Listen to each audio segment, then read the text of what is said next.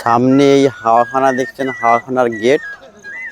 আর ওই যে সামনে দেখছেন হাওয়া মহল, বনের ভিতর দিয়ে। আর দেখুন এই একটা পরিবেশ আপনার দিকে দেখাচ্ছি।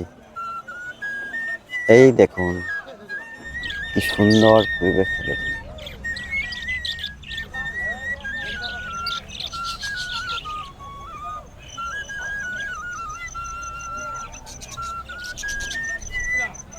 কত পাখির চেঁচামেচি, আর ছোট্ট এক ফালি রোদের কণা